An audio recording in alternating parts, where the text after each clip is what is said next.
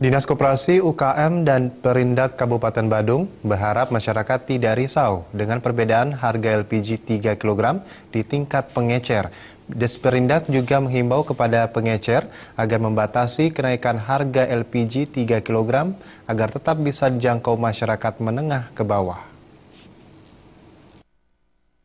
UKM Perindustrian dan Perdagangan Kabupaten Badung Iketut Karpiana mengatakan konsumen tidak perlu khawatir terhadap adanya selisih harga LPG 3 kg di tingkat pengecer karena sudah diberi batasan-batasan oleh pihak Pertamina selaku pemasok utama LPG. Meski demikian, pihaknya tetap menghimbau para pengecer agar kenaikan harga tidak melebihi batas yang telah ditentukan sehingga masyarakat menengah ke bawah yang menggunakan LPG 3 kg tidak merasa keberatan. Kalau memang di sisi harga itu memang kami akui ada selisih. Selisih dalam artian ini masuk akal. Karena kenapa? Karena kan dia mengangkut dari pangkalan, dari distributor ke pangkalan itu kan ada perlu transport. Itu memang ada selisih harga di sana. Tetapi kami ingatkan jangan sampai melewati batas. Itu kan boleh saja seperti itu. Makanya ini kan harga sudah ditentukan oleh Pertamina. Jadi yang punya domainnya adalah Pertamina di sana. Termasuk juga kotanya Pertamina punya.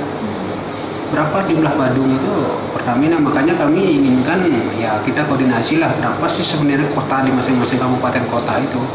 Termasuk juga Badung, kota di Badung itu berapa agar kami juga diberikan untuk tahu berapa kota Badung sebenarnya.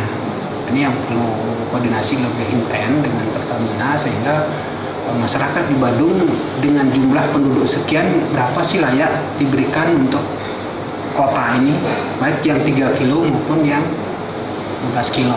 Ini yang ini.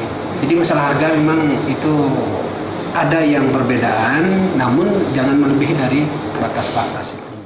Konsumen juga diminta teliti saat membeli LPG 3 kg isi ulang. Selain menimbang beratnya terlebih dahulu, juga harus memperhatikan pengaman yang berlabel SNI sehingga konsumen tidak merasa dirugikan. Ratih Anggoro dan Alit Setiawan, Bali TV.